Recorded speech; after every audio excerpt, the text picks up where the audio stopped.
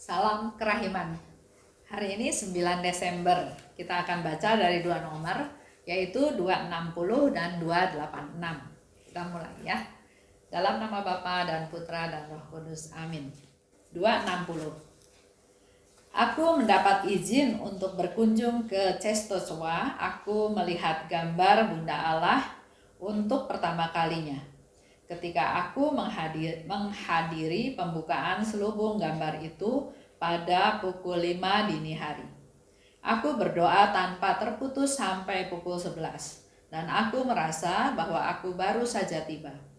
Pimpinan biara di situ menyuruh seorang suster menjemput aku untuk sarapan dan berkata bahwa Muder sangat cemas. Jangan-jangan aku ketinggalan kereta api. Bunda Allah mengatakan banyak hal kepadaku. Aku mempercayakan kekalku kepadanya. Aku merasa bahwa aku adalah anaknya dan bahwa ia adalah ibuku. Ia tidak menolak satupun dari permintaanku. 286. Sekali waktu, sesudah suatu adorasi untuk tanah air kami, suatu rasa sakit menusuk jiwaku dan aku mulai berdoa begini. Yesus yang Maha Rahim, aku mohon kepadamu lewat perantaraan para kudusmu, khususnya lewat pengantaraan bundamu yang tercinta, yang merawat engkau sejak masa kanak-kanak, berkatilah tanah airku. Aku mohon kepadamu ya Yesus, jangan memandang dosa-dosa kami, tetapi pandanglah air mata anak-anak kecil. Pandanglah kelaparan dan kedinginan yang mereka derita. Yesus, demi keselamatan orang-orang yang tak bersalah ini, berilah aku rahmat yang aku minta darimu untuk tanah airku. Pada saat itu aku melihat Tuhan Yesus, matanya berlinang air mata dan ia berkata kepadaku, Engkau melihat putriku, betapa besarnya belas kasihanku bagi mereka. Ketahuilah bahwa merekalah yang menopang dunia ini. Suster Faustina bercerita bahwa dia mendapat izin untuk berkunjung ke Bukit Cahaya. Disebut Czestochowa. Spellnya mungkin saya salah ya, tapi tulisannya seperti itu. Di sana aku melihat Bunda Allah untuk pertama kali.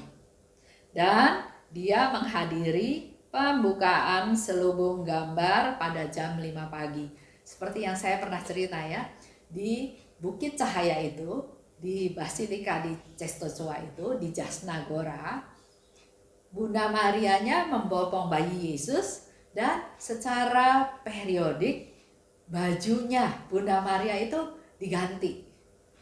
Kadang ada yang warnanya biru, ada warnanya merah, ada warnanya emas. Jadi di sini dikatakan menghadiri pembukaan selubung gambar pada jam 5 pagi.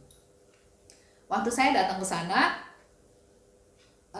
ada satu upacara juga sedang pembukaan, tapi karena kita enggak ada penjelasan, jadi ya kita asal masuk, asal datang, tapi setelah itu memang suasananya sangat ramai, ternyata memang sedang terjadi penggantian warna dari pakaiannya Bunda Maria dan kanak-kanak Yesus.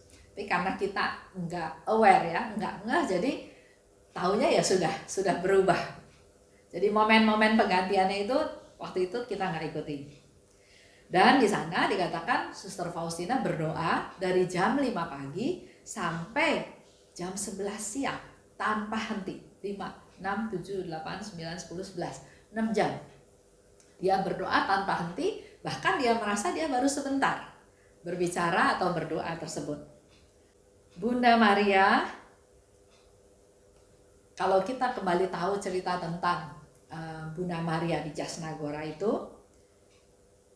ceritanya agak berbeda dengan Bunda Maria yang kita tahu penampakan di Lourdes. Juga berbeda dengan penampakan Bunda Maria di Fatimah. Dikatakan bahwa lukisan Bunda Maria dan kanak-kanak Yesus itu adalah lukisan itu dibuat oleh Santo Lukas, salah satu rasul dari Yesus ya. Dan dilukis di atas meja yang dibuat oleh Yesus. Dan Bunda Maria Black Madonna Jasnagora itu diangkat menjadi Bunda Maria pelindung dari rakyat Polandia. Memang negara Polandia mayoritas Katolik. Bunda Allah mengatakan banyak hal kepadaku. Jadi di dalam doa, kembali lagi kita pun dalam berdoa perlu ada saat hening, ada saat diam di mana kita mencoba mendengarkan apa yang dikatakan, ya. Sehingga di sini dikatakan oleh Santa Faustina, Bunda Allah mengatakan banyak hal kepadaku. Aku anaknya, dia ibuku. Ia tidak menolak suatu pun dari permintaanku. Memang ya, seorang ibu biasanya kalau diminta sesuatu sama anaknya, pasti diberikan, apa aja diberikan. Karena dia begitu mengasihi anak-anaknya. 286. Sesudah adorasi untuk tanah airku, rasa sakit menusuk jiwaku. Waktu zamannya Suster Faustina, dia lahir 1905 ya, belum Perang Dunia Pertama. Dia meninggal 1938 menjelang Perang Dunia Kedua. Masa-masa itu sangat masa-masa paling menderita buat orang-orang Polandia. Penjajahan atau penguasaan Nazi ya di daerah Eropa Timur di sana. Dia dijajah, walaupun waktu itu sudah tidak dalam posisi dijajah, tapi akibat dari perang itu sangat membuat rakyat Polandia menderita. Kemiskinan, kelaparan sangat berpengaruh dalam hidup negara Polandia, sehingga Suster Faustina melakukan adorasi untuk tanah airku. Doa untuk tanah air, dan waktu itu dia melihat matanya Yesus berlinang air mata. Dan Yesus katakan, engkau melihat putriku, betapa besarnya belas kasihanku bagi mereka. Ketahuilah bahwa merekalah yang menopang dunia ini. Karena di dalam doanya Suster Faustina berdoa, yang dimaksud dengan mereka itu adalah anak-anak kecil yang gak bersalah, gak berdosa. Mereka menjadi korban perang, korban penjajahan, di mana mereka hidup sangat menderita. Kelaparan, kemiskinan, kedinginan. Kalau di suatu negara ada perang, ada kerusuhan, yang menderita itu adalah sebetulnya anak-anak kecil. Dia nggak bersalah, dia nggak tahu apa-apa, dia bahkan dibunuh, kena dibom, dan juga kalau misalnya enggak mati, mereka menderita kelaparan. Dan biasanya negara-negara yang terjadi perang atau ada dampak dari perang atau dari kerusuhan, dari keributan, biasanya mengalami sesuatu yang ya kerugian besar pasti ya, tapi juga ada sesuatu ketidakpastian. Ada demo, ada perpecahan, ada geng ini, ada geng itu. Contohlah yang gampang. Kalau misalnya kita sering dengar ya, tawuran. RT ini sama RT ini bermusuhan. Terus saling membawa senjata tajam. Terus main lempar batu, pakai pedang, pakai golok, macam-macam. Pasti orang tuanya yang ketakutan. Bagaimana kalau salah satu dari mereka itu adalah anak saya? Anak saya yang jadi korban atau anak saya yang melakukan kejahatan. Itu kalau bicara tentang tawuran ya. Tawuran biasanya anak sama anak. Tapi kalau dalam peperangan atau yang dialami oleh Suster Faustina pada waktu itu adalah yang dewasa-dewasanya perang ya. Anak-anaknya yang menderita.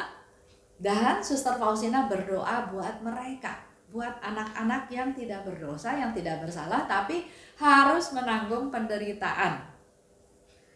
Sekarang contoh lagi, masa pandemi. Anak-anak juga jadi korban. Harusnya bisa sekolah, dia nggak bisa sekolah. Harusnya bisa bergaul dengan teman-teman yang lain di sekolah, sekarang nggak bisa. harusnya bersosialisasi sekarang menjadi anak-anak yang asosial, yang di rumah, yang hanya berhubungan dengan laptop, dengan HP untuk menjawab PR, untuk menjawab tugas-tugas dari sekolah. Sementara itu kebutuhan dia dalam pertumbuhan nggak terpenuhi. Kasihan juga semua anak-anak yang mengalami masa pandemi saat ini juga. Dia nggak ngerti kenapa nggak boleh keluar rumah, kenapa harus pakai masker, kenapa nggak bisa ketemu temennya. Kadang-kadang untuk anak-anak tertentu kita nggak bisa jelaskan ke mereka kenapa mereka harus mengalami hal ini, ya. Anak-anak yang menderita. Oleh sebab itu dibutuhkan perhatian lebih dari orang tuanya. Jangan hanya dikasih laptop, dikasih HP, suruh main game. Dengan adanya di rumah saja, perbanyaklah waktu Bapak Ibu dengan anak-anak. Karena anak-anak itu adalah yang diciptakan Tuhan untuk dititipkan pada keluarga kita masing-masing. Yesus sangat perhatian pada anak-anak. Kita lihat ya, di 7:99 Yesus katakan, "Tenangkanlah hatimu anakku, engkau tidak sendirian." Waktu itu Suster Faustina sebagai seorang anak yang terkasih. Di 1486, "Berbicaralah anakku, aku selalu mendengarkanmu." Itu beberapa contoh di mana Yesus memperhatikan anak-anaknya, anak-anak kecil ya. Suster Faustina bersemangat seperti seorang anak. Di 295, "Aku menyertaimu kalau engkau selalu bersikap seperti anak kecil dan tidak takut." Itu yang dikatakan oleh Yesus. Kalau engkau bertindak seperti anak kecil. Di 332, "Aku menuntut dirimu semangat seorang anak." Di 1481, "Aku ingin mengajarmu sifat kanak-kanak rohani." Jadi Yesus sangat memperhatikan anak-anak ya. Yang ketiga, anak-anak sebagai jiwa pilihan.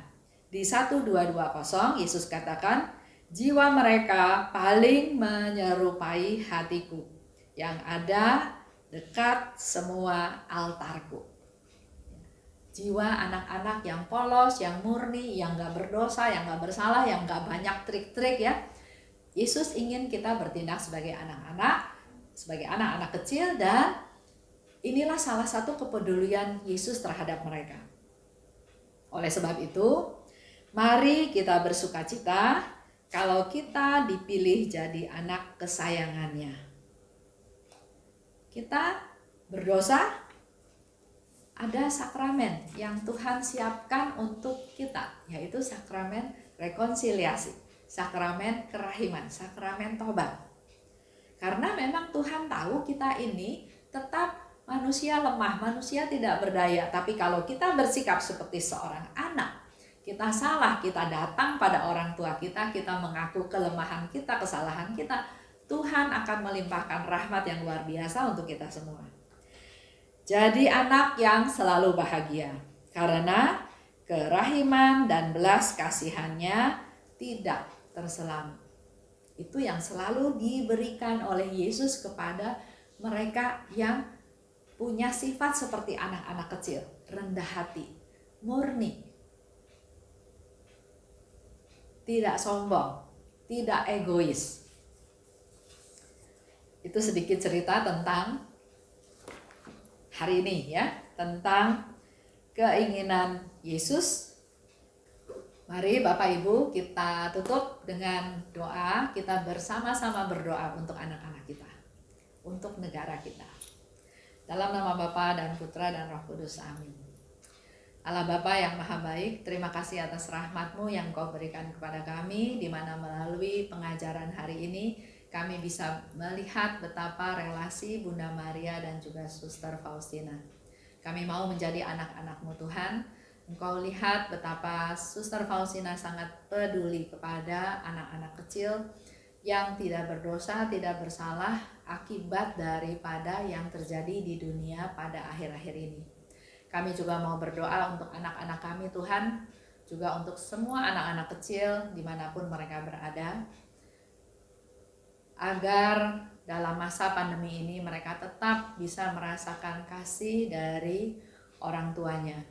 Tidak menjadi anak-anak yang stres, yang depresi, yang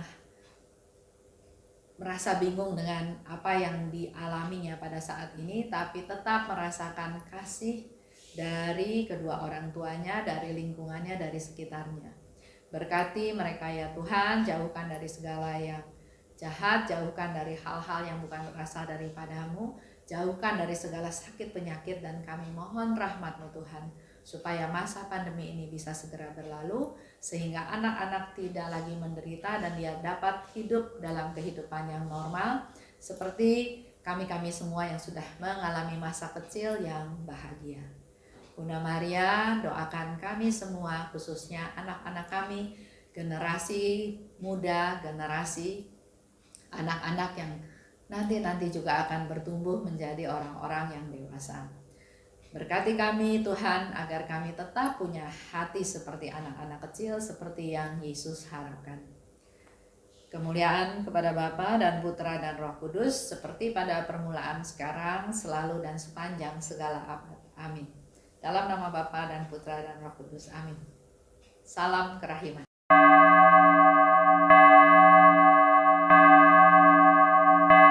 Hatiku